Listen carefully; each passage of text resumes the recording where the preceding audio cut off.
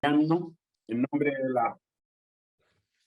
de la Fundación Chilena del Pacífico y de PwC Chile, les damos la más cordial bienvenida a este encuentro que hemos denominado Entorno y Tendencias para los Negocios.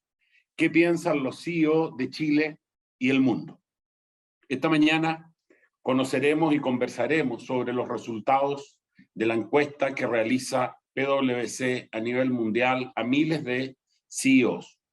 Sus resultados son un buen termómetro y un punto de partida para saber dónde están las preocupaciones, dónde ven las oportunidades y, por consiguiente, cómo los líderes de las empresas desarrollan sus estrategias corporativas.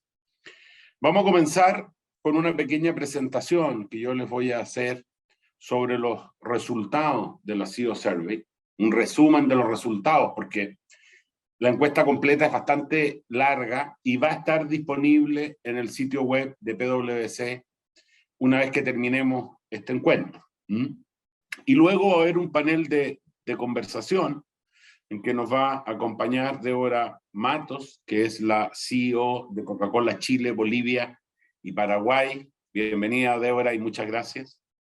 Y Óscar Asbun, que es el CEO de la compañía sudamericana de vapores, director de muchas empresas, presidente de SAM, sí, una persona con una tremenda experiencia. Gracias, Óscar. Gracias. Y el panel lo va a moderar Loreto Leighton, que es la directora ejecutiva de la Fundación Chilena del Pacífico. Bueno, yo les decía, han pasado casi 2 años desde que el COVID fue declarado pandemia por la Organización Mundial de la Salud. Y este año, como les comenté antes, PwC conmemora su versión número 25 de esta encuesta mundial a los CEO. El estudio fue realizado entre octubre y noviembre del 2021. ¿Y por qué esto es importante? Bueno, porque han pasado cosas después. La guerra, por ejemplo, ¿no? Entonces, esto es previo a acontecimientos que probablemente cambiarían algunos de los resultados. Participaron casi 4.500 CEO de 89 países en el mundo, incluido Chile. El objetivo, como les decía antes, fue conocer la opinión de los líderes empresariales acerca de sus perspectivas de expansión económica, planes de crecimiento y también de las amenazas que están enfrentando las empresas en la actualidad. Entonces, vamos a ir viendo los principales temas. Primero, ¿cómo aquí hay una comparación? Está Chile y lo otro es el promedio mundo. ¿Cuáles son las principales amenazas que ven los CEO en Chile? La volatilidad económica, que junto con el cambio climático y la desigualdad social, se lleva a cada uno un 56% de las preferencias. Y los riesgos cibernéticos están muy cerquita, con un 55%, y aquí no sale, pero el quinto sería los riesgos asociados a la salud con un 47%.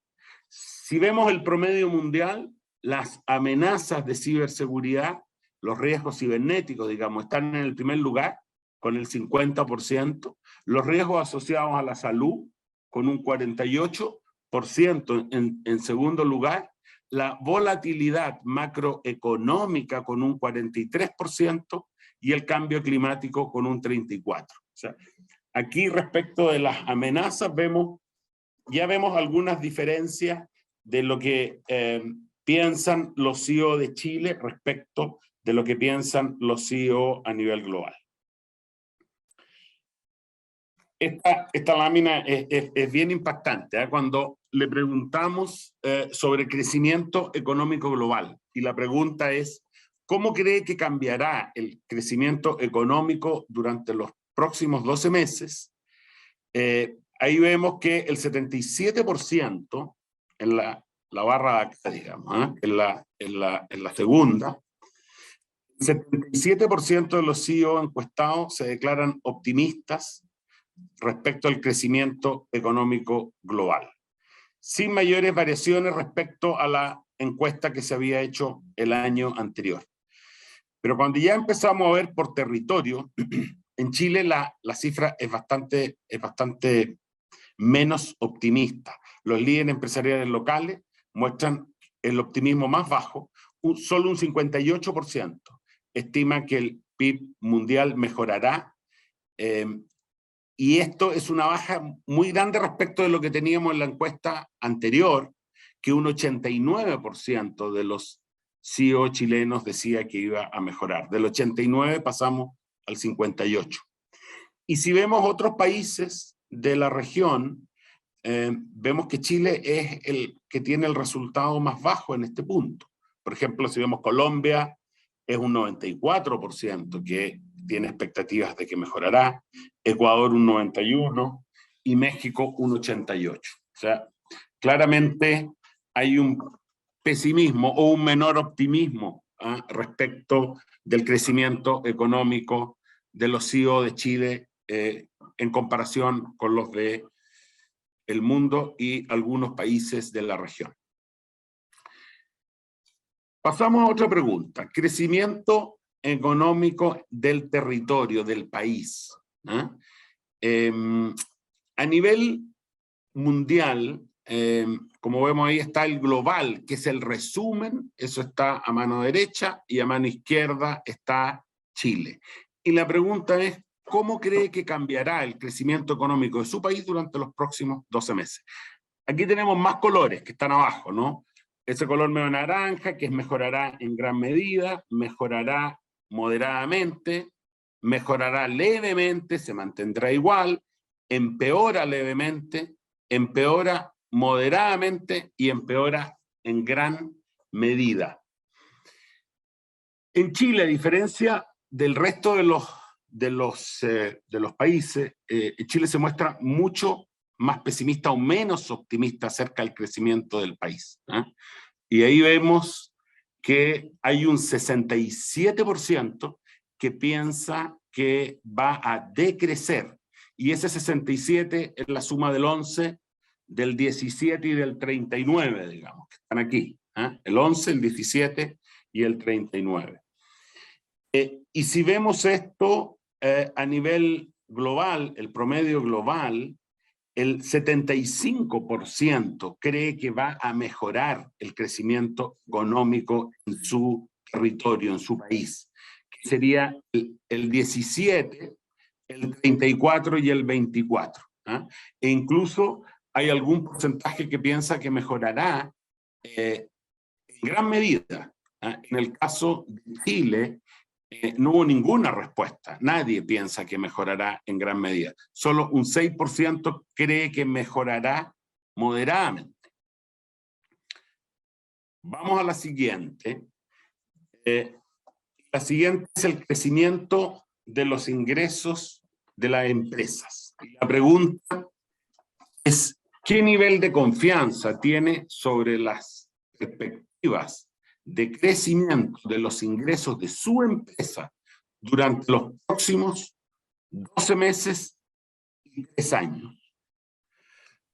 A nivel mundial, el 56%, que sería este 23 que está acá, más este 33, dice tener mucha confianza en las perspectivas de crecimiento de su empresa durante los próximos 12 meses. Si hacemos un suma Chile, eso es solo el 37%, que sería este 6% que está acá y el 31% que está ahí. Si nos vamos, esta misma pregunta, pero no de los próximos 12 meses, sino que a los próximos 3 años, el panorama no cambia mucho. La confianza de los CEO mundial respecto al crecimiento de su empresa alcanza el 64%, que sería el 26 más el 38 que vemos acá. Como vemos, y en el caso de Chile, solo el 31 está aquí. Entonces, siempre respecto del crecimiento de los ingresos de la empresa, Chile está por bajo el promedio global. Pasamos a la siguiente.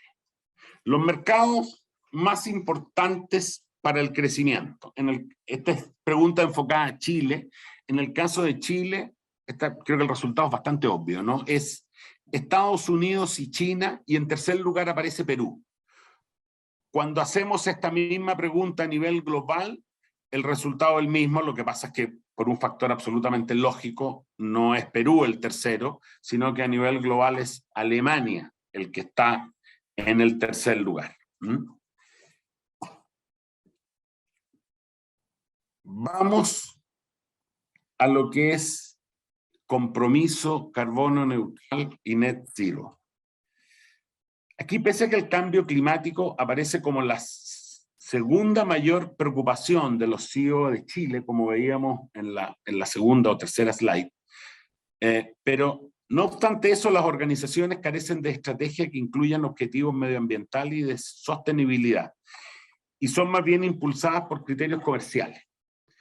Los compromisos de carbono neutral y net zero siguen siendo bastante débiles en Chile. Como vemos, compromiso carbono neutral es de un 14% y net zero es de un 11%.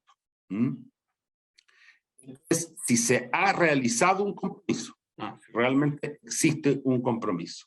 Si lo comparamos con el promedio global, vemos que es un 26 en el caso de carbono neutral y net zero es de un 22. En este sentido, hay un alto porcentaje que no ha incorporado estos objetivos en la estrategia de sus empresas. Esto, desgraciadamente, posiciona a nuestro país como uno de los territorios con menor nivel de compromiso en esta materia a nivel regional. En esto, por los resultados que vemos ahí, solo nos gana Perú. Sin embargo, es importante destacar que el 22% de los CEO encuestados en Chile señalan que si bien su compañía no ha asumido este compromiso, sí están en un proceso de sumarse a él. Vamos a la siguiente, la trascendencia de los resultados no financieros. Este es un tema cada vez más importante, la falta de métricas que tenemos respecto a lo que son resultados no financieros. En este punto, Chile se alinea con el resto del mundo al incorporar los siguientes dos indicadores en sus estrategias corporativas de largo plazo. Las métricas de satisfacción de los clientes, en que en Chile obtiene un 72%, a nivel global es muy parecido, un 71%. Los objetivos de automatización y digitalización, que en Chile tiene un 61%, a nivel global un 54%. Pero hay algunos indicadores en que sí hay una diferencia de los resultados de Chile con los resultados a nivel global. Métrica de compromiso con los colaboradores. En Chile es un 33%, a nivel global es un 62%. Tasas de representación de género. En Chile es un 25%, a nivel global es un 38%. Y objetivos de emisiones de gases de efecto invernadero. En Chile es un 17% y a nivel global es de un 37%. Bien, la encuesta, como les digo, es mucho más larga. Los resultados van a estar en nuestro sitio web, pwc.cl, una vez que terminemos. Y yo voy a dejar de presentar ahora y le voy a dar la palabra a Loreto, y ahora vamos a tener un panel de conversación con Débora y con Oscar. Así que les agradezco mucho su atención. Gracias, Loreto. Gracias a ti, Renzo. Muchas gracias por esta presentación. Muy interesante, en algunos aspectos un poco preocupante, la percepción que existe sobre todo de los chilenos. Pero bueno, vamos a partir con algunas preguntas para nuestros panelistas. Voy a partir con la primera. Vamos a partir con Débora y después le vamos a pedir a Oscar que complemente o conteste de acuerdo a lo que él piensa de la misma pregunta. En su opinión, ¿qué factor o circunstancias explicarían de la mejor forma la diferencia significativa entre los niveles de optimismo con respecto al crecimiento económico mundial de los CEO a nivel global, que es de un 77%, incluidos los de países latinoamericanos como Colombia, Ecuador y México, y aquellos encuestados en nuestro país, que es solo del 58%? No, bueno, primero, buen día, ¿no? Muy feliz de nuevo, hablando de nuevo, muy feliz de estar acá con ustedes en esta conversación. Yo creo que va a ser una conversación súper rica. Ya contestando a la pregunta, para mí lo que es esencial al inicio es justamente contextualizar un poco cuándo la pesquisa fue hecha, ¿no? Entonces la pesquisa fue hecha antes de todo lo que está pasando ahora, de la guerra, de Rusia, de Ucrania, sabemos eso. Entonces yo creo que era un momento en que de manera general, todo el mundo estaba muy optimista con todo lo que estaba pasando con la pandemia. Sabemos que seguimos con la pandemia, pero estábamos empezando la apertura, ¿no?, de la economía, vimos un crecimiento de las inversiones, un crecimiento del consumo. Entonces, todo el mundo, de manera general, estaba muy con expectativas muy buenas, justamente por este momento, y, de nuevo, como cuando aún no estaba pasando todo lo que está pasando en el escenario mundial y en el escenario geopolítico, ¿no? Pero seguro también que lo que vemos desde el punto de vista de Chile, y esta, como pusiste allá, ¿no?, esta diferencia de este optimismo general con Chile, es que había, ¿no?, en este momento los factores todos, estos cambios todos políticos que estaban pasando en el país. Entonces, de manera general, sí había una expectativa y una cierta incertidumbre política, dado el escenario que teníamos acá de elecciones, que teníamos acá de lo que iba a pasar y quién iba a ganar en aquel momento las elecciones. Entonces, yo creo que contextualizar el momento de cuando se tomaron esas preguntas es importante también para entender cómo estaba y el resultado, ¿no?, que vimos allá de la diferencia de las expectativas globales y la expectativa chilena. Y ahí, Oscar, no sé si coincides conmigo. Sí, gracias, Débora. Gracias, Loreto, primero por la invitación, y Renzo, creo que es un debate bien interesante y ojalá podamos abordar otras temáticas también que creo que son muy relevantes para la situación del país hoy. Concuerdo con lo que dice Débora. Básicamente, aquí yo creo que el mundo estaba más bullish en octubre de lo que está hoy día. Ahora, ¿por qué los chilenos estaban menos bullish? Tiene que ver básicamente con un tema de síndrome, yo diría, del niño golpeado, digamos. O sea, es inevitable, ¿cierto?, que haya sesgo en la respuesta de un grupo de ejecutivos que está inmerso en un proceso que es un poco distinto al que está inmerso el mundo, ¿cierto?, en algunos aspectos muy relevantes para nosotros, para el desarrollo económico. Nosotros venimos saliendo de un estallido social que ha generado una polarización del debate extraordinaria, donde se ha empezado a discutir, ¿cierto?, la legitimidad del lucro, de la empresa privada, del rol del Estado, en fin, de muchos temas que entendíamos que eran temas que estaban relativamente resueltos y con gran acuerdo.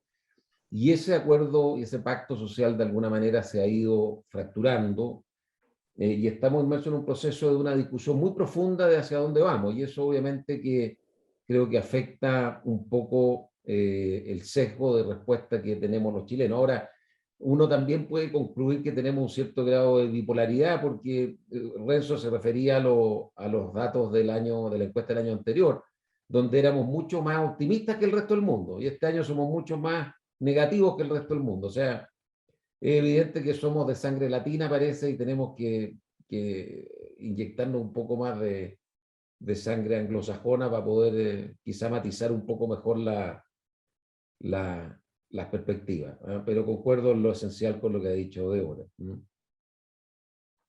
Sí, y además considerando que tal cual como mencionó Débora, esta encuesta se hizo antes de que la situación fuera aún más complicada, entre comillas. Ya teníamos una visión más negativa, más pesimista. Me imagino cómo sería hoy la encuesta si se hiciera, dado lo que estamos viendo con el tema constituyente, etc. Así que nos falta un poco del espíritu carioca, diría yo, de donde viene Débora, para ver las cosas. Vamos a ir a una segunda pregunta que tiene que ver con la volatilidad macroeconómica. Esta aparece en el estudio como la principal amenaza para la marcha de los negocios. Sin embargo, vamos a volver al tema que estábamos hablando recién, que al momento de realizarse esta encuesta a nivel local, ahora estábamos en plena campaña presidencial entre los candidatos tan opuestos como José Antonio Kast y Gabriel Boric, e internacionalmente tampoco teníamos la guerra entre Rusia y Ucrania. a lo que habría que sumar la creciente incertidumbre que hay en el proceso constituyente, todo lo cual hemos mencionado. ¿Cuánto más aumenta la volatilidad de todos estos elementos para el clima de negocios hoy, considerando todos estos factores que no estaban incluidos cuando se hizo la encuesta? Si partimos ahora por Oscar, al revés. Sí, a ver, conclusión, es evidente que estamos en un escenario de mayor incertidumbre, creo, de la que teníamos antes, sin perjuicio que antes teníamos ya bastante incertidumbre, ¿eh?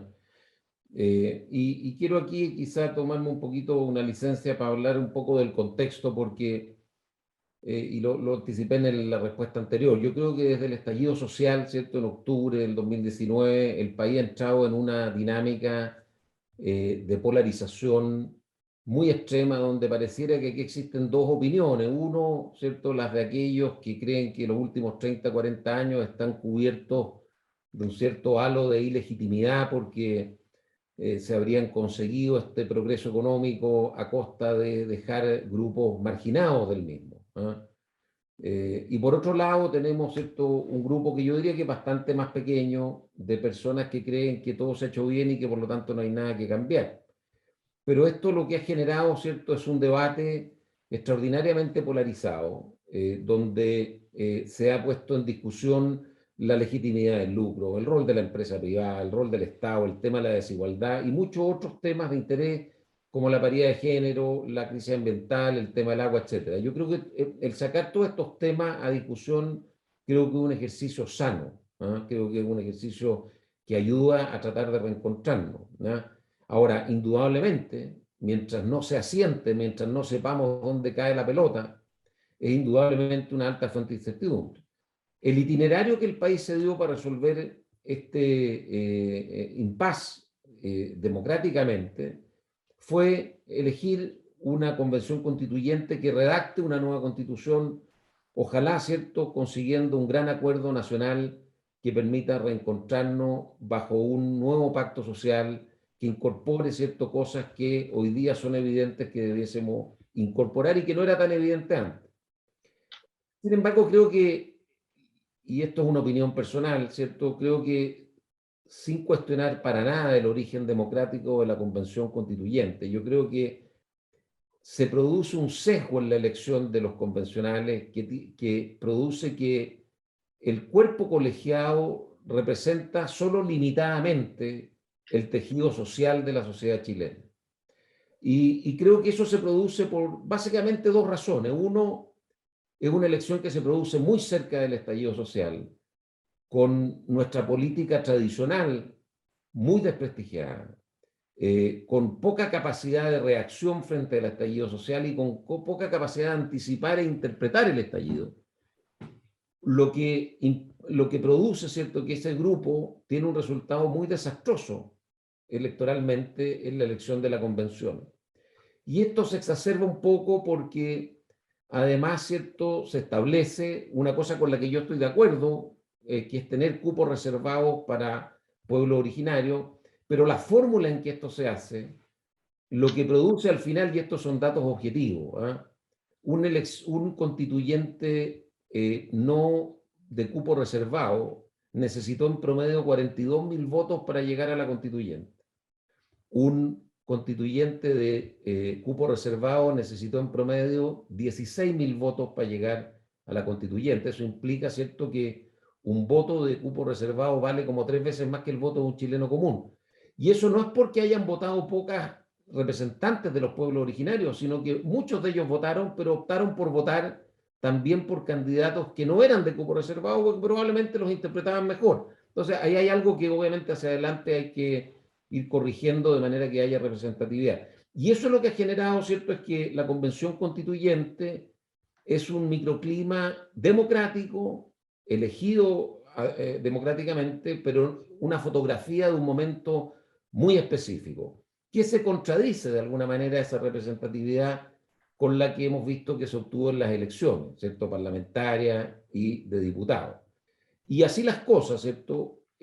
Los temas que han emanado de la constituyente son, en general, lo que hemos visto aprobado en materia de cosas que tienen que ver con el desarrollo económico, son sin duda preocupantes. Y nosotros como empresa tenemos la obligación de participar en este debate, de dar nuestro punto de vista, de colaborar en que este proceso sea bueno para el país y reencontrarnos. Y en ese sentido, aunque a veces cuesta que nos escuchen, y nos escuchan poco en realidad, tenemos que seguir insistiendo, porque es nuestro deber y tenemos que hacer de Chile para todo un país mejor. Creo que el mensaje que debemos mandar las empresas a la constituyente es que las empresas entendemos que hay derechos sociales que deben estar protegidos, entendemos que hay necesidad de más recursos fiscales, entendemos que la persona debe estar en el centro de nuestras operaciones, entendemos que debemos tener una conducta responsable con el medio ambiente y entendemos también, ¿cierto?, que el país debe regionalizarse, debemos integrar a la mujer. O sea, en el debate de fondo no tenemos en estas materias muchas contradicciones con el discurso actual, pero tenemos que buscar una forma de reencontrarnos. Y Óscar, en cuanto a la volatilidad macroeconómica, porque nos ha dado un punto de vista muy interesante con respecto a lo que opinan ustedes sobre el proceso actual, pero ¿tú crees que todas estas circunstancias que han acontecido desde que se hizo esta encuesta hasta ahora, efectivamente ha incidido en que haya... Indudablemente, lo que ocurre, Loreto, es que hoy día tú tienes un cóctel altamente de riesgo recesivo. Tenemos un frenazo, ¿cierto?, en el gasto fiscal, que es necesario hacerlo porque ha estado muy expandido producto del COVID. Segundo, tenemos una economía inflacionaria que obliga a subir las tasas de interés, lo que hace que uno de los principales insumos de la función productiva, que es el dinero, sea más caro. Tercero, tenemos un precio, producto de la guerra con Ucrania y Rusia, extraordinariamente alto de la energía, que es un insumo también fundamental para el crecimiento económico. Entonces, cuando tú sumas todos esos elementos hoy día, son elementos que pueden generar efectivamente una recesión, y eso obviamente que es un aumento de volatilidad muy sustantivo. China también está pasando problemas, tenemos problemas en la cadena logística muy severos, que también son una fricción relevante para el crecimiento económico. Entonces, hay indudablemente muchos elementos que hacen pensar que esta visión optimista que tuvimos en octubre, hoy día probablemente sería menos optimista. Sí. Hay un cóctel bastante nocivo, en realidad, lo que está pasando ahora. Y Débora, desde tu punto de vista y con respecto a tu experiencia con los otros países que te toca cubrir, ¿cómo lo ves? No, yo coincido totalmente con el punto de vista de Óscar hasta de esta volatilidad macroeconómica, ¿no? Porque sí, hoy lo que pasa en el mundo no tiene precedentes, ¿no? Sea por la guerra, como hablamos al inicio de Rusia y Ucrania. Rusia, un país productor de petróleo, un insumo que es súper importante para el mercado internacional, de energía de manera general, gas, que también es súper importante para el mercado internacional. Entonces, eso ya genera una presión, ¿no? Una presión en todos los países, en la macroeconomía de todos los países. Estamos en una pandemia ahora un poco más controlada, pero seguimos en pandemia, ¿no? Ahora con los incrementos de las tasas de vacunación en el mundo, claro que está mejorando, pero seguimos aún en pandemia. Ya teníamos un tema de la cadena de suministro desde el periodo más intenso de pandemia, una presión en toda la cadena de abastecimiento de las empresas. Entonces, esto todo, inflación, con incremento de tasa de interés, como bien dijo Óscar, eso todo nos genera así una presión y de nuevo, incertidumbre macroeconómica muy fuerte, ¿no? Pero yo lo que creo, ya está hablando como una compañía que, claro, está en todos los lugares del mundo, y fue muy interesante porque en la última semana, cuando estuve en Argentina, estabas hablando con todo el liderazgo de Coca-Cola América Latina. Y estuve también en una junta en Colorado al inicio del año, hablando también con todo el liderazgo global de Coca-Cola. Nosotros como compañía sabemos también que en estos momentos lo que tenemos que hacer es adaptarnos, ¿no? Entender cómo está el contexto, entender qué está pasando y cambiar muy rápidamente el contexto, dado el contexto. Entonces, yo creo que nosotros como compañía, hablando de nuestra operación, tenemos que estar siempre muy atentos y ejercitando este músculo de cambio para que las cosas pasen y para que adaptémonos, ¿no? Y claro, y cuando hablo de Chile, yo creo que ni tengo más que hablar. Yo creo que Oscar trajo un análisis muy buena de lo que está pasando, ¿no? De toda la constituyente y todos los temas que están siendo tratados allá. Y sabemos que estamos también pasando por momentos muy transformadores en Chile. Entonces, por eso, aún más que veo que nosotros como empresas tenemos que adaptarnos, ¿no? Entender este contexto, entender cómo tenemos que reagir a este contexto y cambiar y estar y ser flexibles y ágiles, ¿no? Dado todo eso que está pasando en el mundo, y no solamente en Chile, o Chile, Bolivia y Paraguay, que son los países que me tocan. Muchísimas gracias, Débora. Antes de salir del tema, ya que tocaste, Oscar, el tema de la constituyente, hay una pregunta en el chat o en la sección de preguntas y respuestas, que es para ti, que dice, ¿cuál sería el cambio en las expectativas de los CEOs en caso de que gane el rechazo? Esto avanzando un poco, poniéndonos en lo que viene. Para contestar, digamos, con cosas concretas, yo creo que el ideal sería que la Constitución se aprobara con un 90% o 95% de los votos. Pero para eso se requiere que el acuerdo respecto de la Constitución no se construya solamente dentro de la Convención Constituyente, sino que se incorpore, ¿cierto?, un acuerdo donde se incorporen también, idealmente, ¿cierto?, que los parlamentarios electos, porque aquí nadie tiene arrojada la representatividad de Chile, ¿eh? El Parlamento es representativo, el Senado es representativo, la constituyente es representativa, las empresas son representativas, los trabajadores son representativos. O sea, aquí la Convención Constituyente tiene una tarea muy difícil, que es tratar de construir un techo común para todos ellos, no un techo común para 2/3 de los constituyentes, ¿eh? Esa es una visión que creo que es importante tener. Por lo tanto, si tú me preguntas a mí, el mejor escenario de Chile sería un 90% del apruebo con una constitución que nos incluya a todos.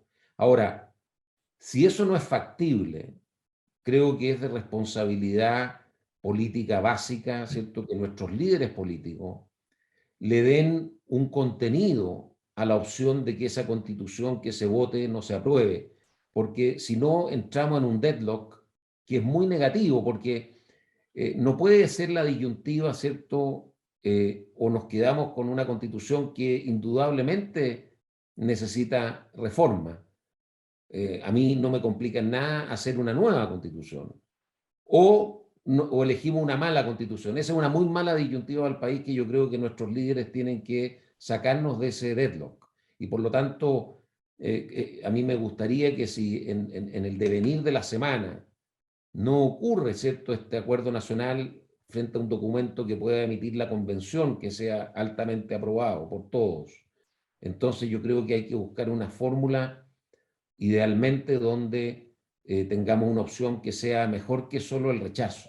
El rechazo no puede ser, nos quedamos como estamos.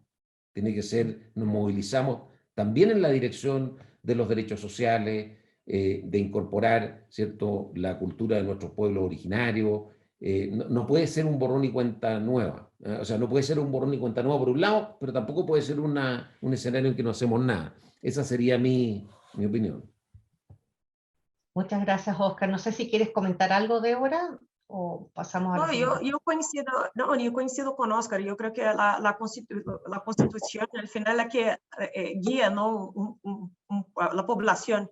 Entonces, claro que la Constitución tiene que abrazar al pueblo, ¿no?, y tiene que abrazar a todos y celebrar la uniqueness, ¿no?, de cada una de las personas, sí, pero cómo hacerla que sea representativa de toda la población de Chile. Entonces, yo creo, para mí, que es lo que hay que hacer. Y sí, los líderes políticos tienen y seguro tienen, ¿no?, tienen que tener eso en mente también, ¿no?, para que represente a todos. Loreto, quizá para complementar, pero si tú apruebas una constitución, cualquiera sea, con pocos votos, en un escenario en que la Constitución es muy distinta a lo que hemos conocido, ¿cierto? Y por lo tanto requiere que la legislación se vaya adaptando de manera muy radical, lo que genera, ¿cierto?, es una tremenda inestabilidad porque vamos a estar escribiendo leyes por los próximos 10 años. Y mientras el marco regulatorio, sobre todo lo que tiene que ver con las materias de desarrollo económico, no se asiente, es muy difícil tomar riesgos para invertir, seguir creciendo. Y por lo tanto, creo que por eso que es tan importante que sea con una muy alta aprobación. Porque de lo contrario vamos a estar permanentemente discutiendo cómo modificamos la Constitución. Sí, efectivamente. Y es curioso, pero en cuanto a las inversiones extranjeras, porque todo esto genera un marco de incertidumbre, ¿no? Y efectivamente, para ustedes que están trabajando en el país, están mucho más alertas y pendientes de qué va a pasar, cuáles van a ser esas nuevas regulaciones y que se producen, etcétera. Pero sin embargo, y hemos hecho algunos webinars estas últimas semanas sobre el tema de inversión extranjera, y hemos invitado a representantes de empresas o instituciones que están haciendo grandes inversiones en Chile, que van a hacer además, y ellos tienen una visión mucho más optimista, confían muchísimo en las instituciones chilenas que van a seguir funcionando, y es como sorprendente la diferencia que hay entre los puntos de vista del que está afuera, el que está viniendo a Chile, y del que vive acá, o sea, la percepción del ciudadano chileno, que es una de las cosas que estamos viendo reflejada en esta encuesta, ¿no? Que en general es mucho más pesimista, o a lo mejor es más realista, no sé, bueno, eso ya es un tema subjetivo, pero es algo digno de mencionar. Vamos a pasar a otro Y tema. Loreto, no, y solo un punto allá que es interesante eso, que bueno, como ustedes dijeron, yo soy brasileña, ¿no? Y es interesante, yo lo noto acá. ¿Y por qué? Estaba pensando sobre eso, porque sabemos que ahora lo que se está planeando, por ejemplo, prevendo, no proyectando de inflación acá en Chile alrededor de 8%, ¿no? Y sé cómo todos están muy preocupados con eso. ¿Y por qué? Porque justamente la inflación acá es alrededor de 2, un 3%. Y yo que vengo de un país que tenía inflaciones de duplo dígito, yo soy del tiempo que sí había, no, yo era niña, pero había remarcaciones todo el día, 3 veces, 4 veces, 5 veces al día. Y ahí es interesante porque cómo el contexto nos deja, no diría resilientes, pero nos deja más acostumbrados con esta instabilidad. Porque es verdad, yo brasileña no noto, yo miro, ok, 8%, hacemos eso, y acá no, mira, es 8%. ¿Y por qué? Porque hay todo un contexto y toda una estabilidad económica que el pueblo chileno está acostumbrado a años. Que se cambia, ¿no? Pero es muy interesante esta tu reflexión. Gracias, Débora. Sí, Oscar. Creo que Débora da exactamente en el clavo. O sea, cuando tú estás aquí y llevas 20, 30 años, 40 años progresando, mejorando, con todos los defectos que nuestro modelo de desarrollo ha tenido, ¿cierto? Pero estabilidad política, institucional, macroeconómica. Obviamente que empezar a retroceder es algo que cuesta y duele mucho absorber. Cuando tú estás de afuera mirando, Chile sigue siendo, obviamente, en el contexto latinoamericano todavía un país muy estable. O sea, por lo tanto, un inversionista extranjero que antes podría haber hecho A, ahora hace B, pero B sigue siendo aceptable. Pero cuando tú crees, ¿cierto?, que el país puede hacer A, tus ganas es que sigamos haciendo A, digamos. Y creemos que en eso tenemos que abocarnos, porque si tú caes en la trampa de bajo crecimiento económico y altas demandas sociales, eso te lleva a la quiebra económica del país, porque hay que financiar las demandas sociales. Y no hay forma de hacer eso sin crecimiento económico. No quiere decir que tú no puedas tocar la tasa de impuestos. Se puede, todo se puede. Pero la reforma de Arenas en el gobierno Bachelet terminó recaudando menos. El país sin reforma económica, sin reforma tributaria, creciendo al 4,5%, habría aumentado más la recaudación fiscal que lo que ocurrió. Entonces, aquí sin crecimiento económico no tenemos dinero para financiar las demandas sociales, y las demandas sociales son muy importantes, porque eso es lo que nos va a traer estabilidad, que la gente reciba una pensión digna, ¿cierto? Que los sistemas de salud funcionen, que los sistemas de educación funcionen, pero eso no es solo más dinero. Aquí, ¿cierto? El Estado tiene una obligación de transformación muy grande, porque es el mayor prestador de servicios de salud y educación del país. El Estado es la empresa más grande del país y no funciona bien. Hay 300 días de lista de espera en los hospitales, en los resultados de la prueba PISA, octavo básico, son dramáticos. Somos el segundo peor país de la OCDE en materia de matemática y de lenguaje. Entonces, el Estado tiene una deuda enorme con los ciudadanos y tiene que pagarla, porque si no, da lo mismo que tú le metas más máquinas, se lo va a comer como una moledora de carne y no vamos a conseguir los objetivos que estamos buscando. Muchas gracias, Oscar.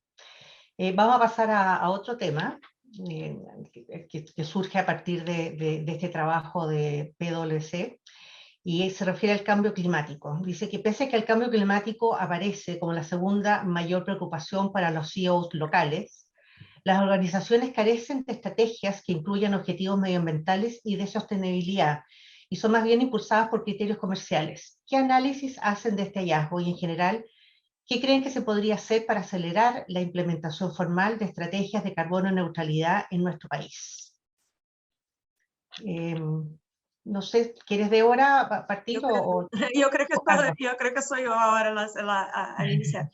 No, lo que les puedo decir desde el punto de vista de Coca-Cola es que nosotros no vemos la posibilidad de seguir, de tener un negocio que sea un negocio sostenible sin ayudar, sin que seamos parte de la solución para los problemas y los temas que podemos causar generar con nuestra operación, ¿no? Entonces, y para nosotros es muy claro. Yo creo que Oscar trajo algunas veces en su speech la alianza, ¿no? La conversación, la colaboración, y nosotros vemos que es un tema tan grande, sea de carbono, sea de plástico, que sabemos que es un tema muy fuerte acá en Chile, sea de escasez de agua, por ejemplo, es tan importante y tan grande que hay que tener una alianza público-privada muy fuerte. No es solamente una empresa que decide hacer eso que va a pasar.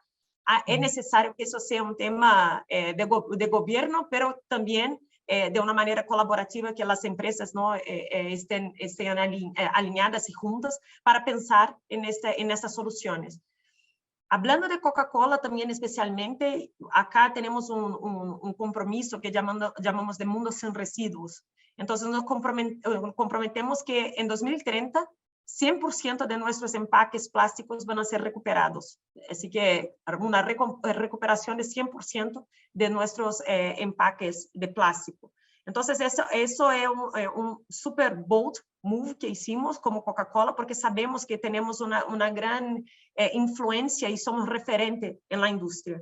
Entonces, eso para mí también es un punto importante. Y además de esto, nos comprometimos con llegar hasta 25% de reducción de nuestros gases de efecto invernadero hasta 2030 y llegar a ser una empresa cero emisiones en 2050. Y estoy leyendo acá para garantizar que estoy con los números correctos y hablando con ustedes. Entonces, de nuevo, ¿y por qué? Claro que tenemos un compromiso de ser una empresa ciudadana, ¿no? Y hasta ganamos premios y todo por eso, pero de nuevo, no hay cómo hacer negocio hoy, no hay cómo tener un negocio que sea sostenible hoy en día sin que tengamos este punto de vista, esta agenda de ESG muy fuerte en la organización, en las empresas. Y de nuevo, son temas que son tan grandes y temas que son tan relevantes que sí necesitamos estar juntos para solucionarlos. No es una empresa, una organización o solamente el gobierno. Las alianzas son necesarias y esenciales para que logremos seguir y logremos acelerar la agenda. Muchísimas gracias, Débora. Y Oscar, antes de pasarte la palabra, ¿tú podrías ahondar también, aprovechando lo que mencionó Débora, sobre esta perspectiva de hacer alianzas público-privadas para favorecer la sustentabilidad? Si te puedes referir a eso también. Perdón, Loreto, estaba mirando un dato aquí, que quería dar el dato nuestro también, porque me desafió Débora con el dato de Coca-Cola. Con los números exactos. Lo que te refirieras un poco a la importancia que tienen las alianzas público-privadas en lograr estas metas de sustentabilidad, que no solamente es un trabajo de las empresas, sino que es algo que tiene que involucrar al Estado. Mira, yo creo que cuando uno mira el mundo ESG, hay algunos objetivos, ¿cierto?, que son ineludibles para las compañías y otros que ojalá tengamos el momento de debatir, que son mucho menos obvios para las compañías. Pero dentro de los obvios están los temas de cambio climático y la crisis climática, y los temas de agua, en fin, proteger el planeta, ¿eh? Y son obvios porque sin la cooperación de todos no vamos a conseguir el objetivo. En ese sentido, a mí no me sorprende que los temas de cambio climático estén en la prioridad de la agenda de los CEO. Debo decir que tampoco me sorprende mucho que con 2 años de pandemia no esté en el top de la agenda de corto plazo, porque las empresas han estado, ¿cierto?, mucho más inmersas en lograr mantener sus operaciones, la salud de sus equipos, digamos, en estos 2 años que han sido muy, muy difíciles desde el punto de vista de las empresas. Pero no tengo ninguna duda que estos objetivos y esta preocupación se va a traducir en objetivos muy concretos de metas en los próximos años, ¿eh? Nosotros, en el caso nuestro, yo estoy en una industria que está relacionada al transporte, somos una empresa naviera. Las empresas navieras producen alrededor del 2%, un poco menos, de las emisiones globales. El transporte produce un 17% de las emisiones globales. Nosotros hemos tomado un compromiso en Hapag-Lloyd de reducir, ¿cierto?, de aquí al 2030 un 35% nuestras emisiones de CO2 comparado con el 2019, y vamos en un camino sólido a conseguirlo. Y tenemos un compromiso de ser net zero al 2045, que es un compromiso muy desafiante porque hoy día no existe un combustible alternativo a escala global disponible en todo el mundo que permita que nosotros desarrollemos nuestra actividad, pero estamos como industria, y nosotros en particular, invirtiendo muchos millones de dólares en tratar de acelerar estas tecnologías de manera que podamos cumplir con estos desafíos. Pero es de absoluta relevancia, producto del tamaño del desafío, que aquí también haya un compromiso de los estados, porque, me explico, nosotros vivimos en un medio ambiente competitivo. Si nosotros tenemos que empezar a usar un combustible que vale 2 o 3 veces más que nuestro competidor, y nuestro competidor no está forzado a hacerlo porque está regulado de una forma distinta, se hace inviable porque vamos a tener 0 emisión, pero también vamos a entregar 0 empleo porque nuestras empresas van a tener que cerrar. Entonces aquí hay un desafío global que es muy relevante, que se juegue en un campo parejo para todos. Y en ese sentido, los organismos internacionales tienen una tarea muy, muy relevante de lograr que esto sea una cosa que ocurra en esa dirección. Y respecto a las alianzas público-privadas, sin duda. O sea, Chile tiene una oportunidad enorme en el desarrollo de energía como el hidrógeno verde, donde la clave para poder producir hidrógeno verde y no hidrógeno es que tú tengas una fuente de energía eléctrica renovable, como es el aire o el sol. Y nosotros tenemos los dos. Entonces tenemos un potencial enorme, pero sin el concurso del Estado, y aquí no me refiero al Estado empresario poniendo plata ni subsidios, pero estableciendo el marco regulatorio, otorgando la estabilidad que inversiones de esa magnitud requieren. Una planta de tamaño mediano en producción de hidrógeno verde es una inversión de 4.500 millones de dólares.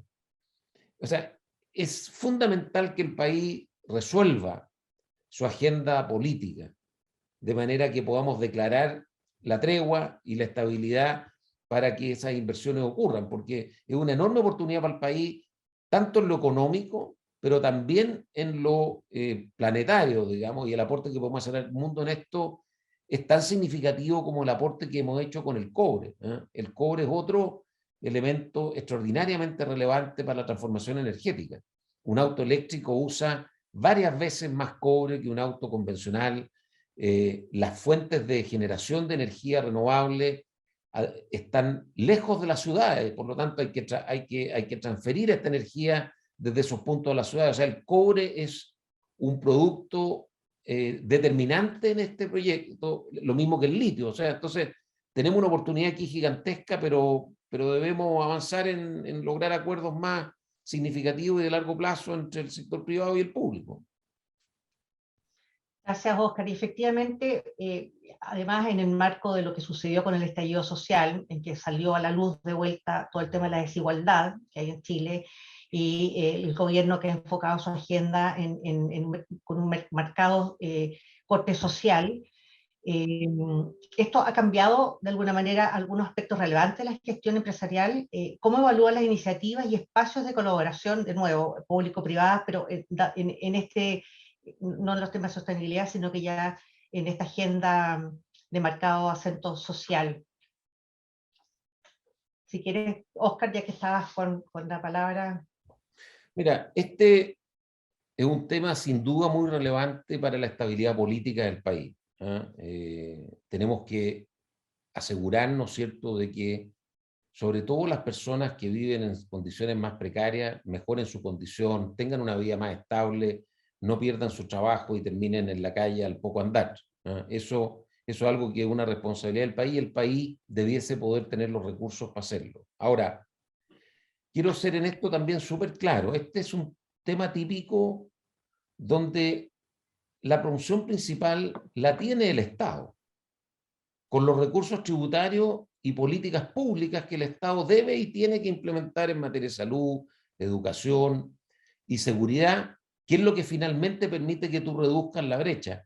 A mí de repente me sorprende el debate porque dicen, mira, el Gini antes de impuestos, el Gini que mide, ¿cierto?, esta desigualdad, antes de impuestos, es casi igual que después de impuestos. Y la conclusión que se saca muy rápidamente es que el impuesto es bajo. Y yo me pregunto, ¿y por qué la conclusión no es que quizá gastamos mal los recursos? Porque quizá las políticas públicas, ¿cierto?, no son efectivas en reducir la brecha de desigualdad. Y quizá la respuesta no es ni la una ni la otra, pero algo en el medio, ¿verdad? O sea, aquí Chile tuvo una política de combate a la extrema pobreza que resultó ser extraordinariamente efectiva. Chile tenía 6 millones de pobres y redujo ese número de una manera muy dramática. Lamentablemente, ese número ha vuelto a aumentar un poquito. Pero, ¿qué pasó? Que nuestra clase media que emergió de ahí no fue acompañada con las políticas públicas. Y ese es un error de diseño del Estado y de las políticas públicas, no un problema de recursos.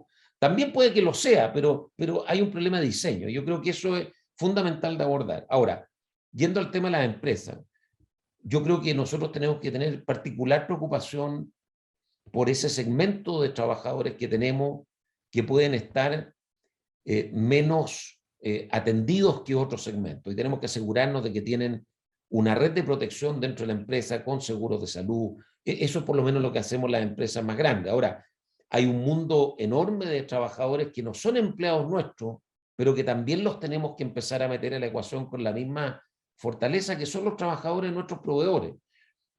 Nuestra tercerización no puede implicar que lo que hacemos es precarizar el trabajo en otro lado.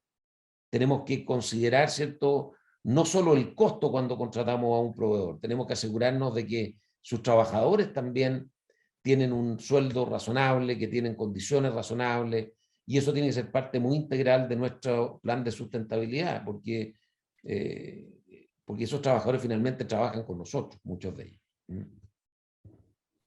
Muchísimas gracias, Oscar. Débora, ¿tienes algún comentario? No, yo coincido con lo que Oscar dijo, especialmente de cómo nosotros, empresas, tenemos que influenciar no solamente adentro, ¿no?, pero también toda la cadena. Yo creo que eso es importante y es lo que traigo siempre ahora en lo que estoy hablando de las empresas ciudadanas, ¿no? Entonces, como nosotros también tenemos una responsabilidad como empresa de, sí, influenciar no solamente internamente, pero también toda la cadena y el mercado. Entonces, eso para mí es muy importante y es un rol de la empresa, ¿no? Y de nuevo, siempre con partners, ¿no? Siempre con parcerías con otras empresas y también con el gobierno. Yo creo que así, con la política pública, que así que podemos acelerar y ser aún más, ampliar nuestro alcance, ¿no? Muchas gracias, Deora. Estamos alcanzando el tiempo. Les pregunto a ustedes si tienen 10 minutos más o si, porque sé que deben tener algunos compromisos y bueno, quedan algunas preguntas todavía. Hay comentarios además en nuestro chat. Entonces, ¿les puedo pedir 10 minutos o tienen que dejarnos? No, tengo 10 minutos, Loreto. Muchas gracias, Sí, Oscar. si podemos intentar reducir a 5, te agradezco. Bueno, de todas maneras, Deora, muchísimas gracias. Hay un comentario con respecto a este diálogo público-privado que está ahí en el chat y que dice que se ve difícil esta posibilidad de diálogo, ya que se ve cierta renuencia de parte del gobierno a tener este diálogo con el sector privado. ¿Qué percepción tienen ustedes? El gobierno lleva poco tiempo, a lo mejor es un poco injusto emitir un juicio de valor, pero ¿cómo ver esta posibilidad de diálogo con el nuevo gobierno para establecer estos espacios de interacción y de elaborar políticas públicas de manera conjunta? Lo que yo te puedo decir es que así, lo más importante es tener una agenda común, ¿no? Entonces, hoy, ¿cuál es la agenda común chilena? ¿No? ¿Cuáles son las grandes preocupaciones que tenemos acá en Chile hoy? Tenemos una gran preocupación, por ejemplo, con plástico, ¿no? Tenemos una gran preocupación con reciclaje. Tenemos una gran preocupación con empoderamiento económico, una gran preocupación con la aceleración de la agenda de género. Estas son las preocupaciones comunes. Entonces, yo creo que una vez que generemos esta visión común de los retos que tenemos como Chile, y de nuevo, yo creo mucho en hacer la diferencia en los mercados que estamos. Cuando hablo, y de nuevo hablando desde Coca-Cola, que estamos en casi todos los países del mundo, tenemos una visión muy fuerte de impactar positivamente las sociedades y las comunidades que servimos. Y eso significa que sí, tenemos que estar muy atentos y sensibles a la agenda de la sociedad y de aquel país. Y para mí, con esta agenda, y hablando acá de Chile, pero también, como les dice, tengo también a mi cargo Bolivia, tengo también a mi cargo Paraguay, siendo empático, entendiendo cuáles son los problemas, yo creo que sí logramos acelerar esta agenda y acelerar esta conversación, porque al final es cómo impactamos positivamente a la sociedad, de que es nuestro de nuevo rol y que es nuestro deseo, y que también es el deseo no solamente del gobierno, pero de toda la sociedad. Entonces, yo creo que tenemos, como en cualquier conversación, como en cualquier negociación, entender de dónde los dos parten y llegar a una agenda y a un punto de vista común. Esto es un poco de mi punto de vista. Muchas gracias. Oscar. Loreto, yo creo que para conversar se necesitan dos, ¿no? Nosotros, y esto es una convicción muy profunda que tengo, y que la conozco de primera fuente porque por mi trabajo conozco a la inmensa mayoría de los grandes empresarios en Chile, soy consejero SOFOFA, o sea, estoy permanentemente en el debate interno empresarial. Y yo estoy convencido que con mayor o menor grado de convicción, la inmensa mayoría del empresariado en Chile concuerda en que tenemos que avanzar en una sociedad con más derechos sociales. Todos entendemos que eso cuesta recursos. Todos entendemos que los desafíos del medio ambiente son fundamentales para nosotros. Todos entendemos que tenemos que hacer las cosas mejor de cara a nuestros clientes, no solo en la venta, sino que en la postventa. Todos entendemos que nuestros proveedores tienen que dejar de ser una persona que nos entrega un servicio y que después le pagamos, sino que tiene que ser un socio estratégico, aunque sean pymes. Todos entendemos la importancia de la regionalización, todos entendemos la importancia de la mujer en el trabajo, y por lo tanto creo que hay una oportunidad, ¿cierto?, para discutir sobre esa agenda con el gobierno. El gobierno está en proceso de instalación, una instalación que no es fácil a ningún gobierno. Este en particular tiene una agenda, ha asumido el gobierno como una agenda transformacional, y con gente más joven, cosa que yo no encuentro que sea un pecado para nada.